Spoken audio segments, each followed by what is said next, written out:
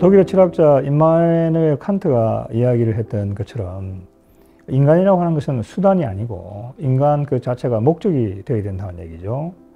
이 말은 인간이 어느 나라, 어느 지역에 살고 있다고 하더라도 인간의 존엄성은 차별 없이 존중받아야 된다고 하는 것을 의미합니다. 우리 정부는 이 북한 인권이라고 하는 문제를 인류 보편적인 가치 차원에서 추진을 하고 있고, 특히 이 북한 인권 어젠다는 우리 정부 대북 정책에 있어서 최우선 과제다, 이렇게 말씀드릴 수 있겠습니다. 이 북한 인권 문제와 관련해서 우리가 그 문제를 해결하기 위해서는 우선 그 실상을 정확하게 알리는 것이 대단히 중요하다는 그런 생각을 합니다. 동시에 국제기구에서 우리가 북한 인권 개선을 위해서 계속 목소리를 내고 또 다른 국가들과 연대하는 것도 대단히 필요하다는 그런 생각을 합니다. 올해 1월 달에 있었던 제네바 중국과 관련된 UPR에서 우리 정부가 이 북한 탈북민들의 강제 북송과 관련해서 분명한 입장을 내놓고 국제사회와 공조를 했습니다. 또 올해 12월 달에는 제네바에서 북한 UPR이 열리게 됩니다. 이 계기에 우리 정부는 북한의 다양한 인권 침해 사례를 공론화하고 국제사회와 연대해 나갈 계획입니다.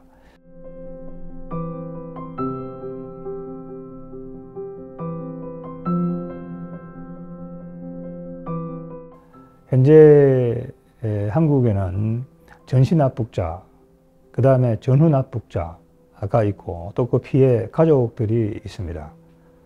또 북한 정권에 의해서 억류되어 있는 분들도 6분이 있습니다. 그리고 미송환 국군 포로도 수만 명이 있는 것으로 이렇게 확인이 되고 있습니다. 윤석열 대통령께서 지난해 8월에 캠프 데이비드 한미일 정상회담에서 방금 말씀하신 납북자, 억류자, 국군 포로 문제를 세 나라가 힘을 합쳐서 시급히 해결해야 된다라고 이렇게 합의를 했습니다. 그 직후 9월 달에 통일부장 직속으로 납북자 대책팀을 구성을 했습니다. 또 무엇보다도 이런 상황에서 대한민국 정부가 할 수 있는 것을 하는 것이 중요하다, 이런 생각을 하게 됩니다. 그래서 억류자분들의 경우에는 우리 법에 따라서 그분들이 억류된 지 3년 이상이 되게 될 경우에는 위로금을 받을 수가 있습니다. 그리고 이 문제를 우리 국민들과 국제사회가 아는 것이 대단히 중요하다, 이렇게 생각을 합니다. 일본의 경우를 보게 되면은 매구미라고 하는 중학교 2학년 여학생이 북한에 의해서 해안가에서 납치가 되었습니다. 일본 국민들의 경우에는 이 매구미 송환을 위해서 1,800만 명이 서명을 했습니다. 일본 국민들의 관심 때문에 이 북한에 의한 일본인 납치 문제는 아주 중요한 정치적인 어젠다가 되었고, 그 이후 이 일본 정부는 이 문제를 지속적으로 북한에 제기하고 해결하기 위해서 노력을 하고 있다, 이렇게 생각이 됩니다. 제가 오늘 여기 달고 나와 있는 이 물망초 배지는 물망초가 하는 것이 이제 잊지 말자, 이런 것을 상징하고 있습니다. 새송이 물망초는 당연히 납북자, 억류자, 국군포로를 상징하고 있습니다. 통일부에서 이 상징물을 제작을 해서 우리 국민들 또 국제사회와 또 공유를 하고 있습니다. 우리 일상 속에서 우리가 이 문제를 항상 생각하고 또 국민적인 공감대를 형성하게 된다고 한다면은 이 문제를 해결할 수 있는 그런 길이 열릴 것이다, 이렇게 생각이 됩니다.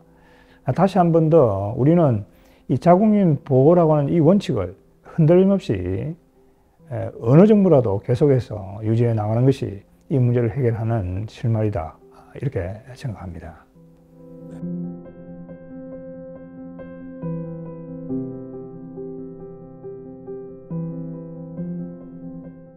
중국의 경우에는 이 난민지 협약이라든지 고문 방지 협약을 반드시 준수하는 것이 필요하다라고 하는 점을 다시 한번 말씀드리고 싶습니다. 그들이 북한으로 송환이 되었을 때 그들은 핍박을 받을 수 있는 또 상당한 어려움에 처할 수 있는 그러한 문제점을 안고 있습니다.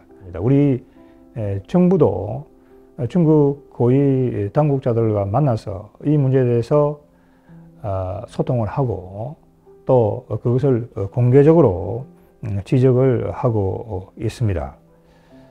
올해 1월 중국 UPR 서면 질의서를 제출하고 우리 정부 대표도 강제 송환 금지 원칙을 중국이 준수할 것을 권고하고 또 북한이라고 하는 그 이름을 명시하기도 했습니다.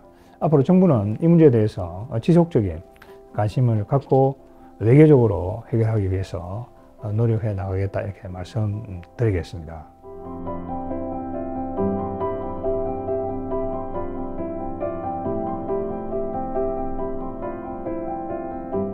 한 연구소의 연구 결과에 따르게 되면은 1970년부터 지금까지 북한이 핵과 미사일을 개발하는데 사용한 액수가 16억 달러로 추정이 됩니다. 그러니까 북한이 이러한 이 핵 미사일을 개발하기 위해서 자원을 외국에서 분배하는 한 북한 식량 문제는 근본적으로 해결되기가 어려울 것이다 이렇게 말씀드릴 수 있습니다. 그리고 또 식량 문제를 해결하기 위해서는 궁극적으로 북한이 계획과 개방으로 나서야 된다고 하는 것이죠. 그렇지만은 이 북한 정권은 세습적 독재 권력의 딜레마에 빠져 있다 이렇게 볼 수 있습니다. 중국의 등소평 같은 경우에는 전임자를 비판을 하고 1978년에 권력을 잡고 계획 개방으로 나섰습니다. 그러나 김정은 위원장 경우에는 할아버지 아베이로부터 권력을 세습을 받았습니다. 그 전임자를 비판할 수 없는 그런 구조적인 딜레마가 있다고 하는 것이죠. 그래서 이런 구조적인 문제가 결국은 북한의 식량난이라고 하는 것을 만성화시키고 있다 이렇게 볼 수가 있겠습니다. 최근 유엔 식량농업기구 사무총장이 평양을 방문한 것이 확인이 되었습니다. 그렇지만 아직까지 유니세프라든지 이런 국제 지원 기구의 요원들이 또 책임자들이 북한을 방문을 하고 있지를 못합니다.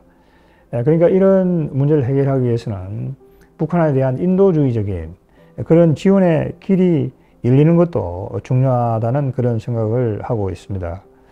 우리 정부도 이 문제에 대해서는 분명한 입장을 가지고 있고 이 문제와 관련해서는 여러 번 이야기를 한 바가 있습니다. 정치 군사적인 상황과 상관없이 북한에 대한 인도주의적인 지원은 지속한다. 이 점을 제가 다시 한번 말씀드리고 싶습니다.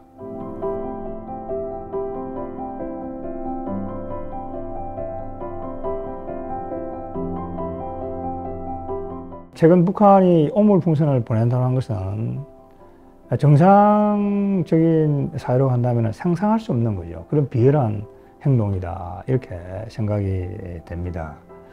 북한이 이런 오물풍선 도발을 한다고 하는 것은 북한 내부 체제 결속이라든지 또 우리 사회 내부의 교란 이런 것을 위한 목적이 있다 이렇게 보입니다.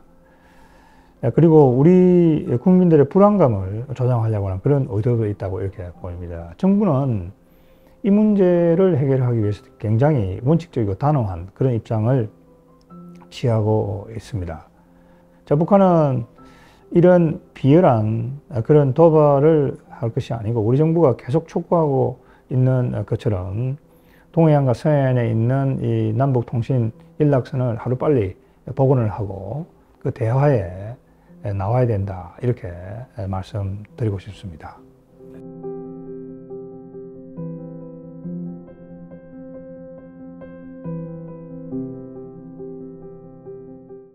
북한 주민 여러분 반갑습니다. 대한민국의 통일부 장관 김용호입니다.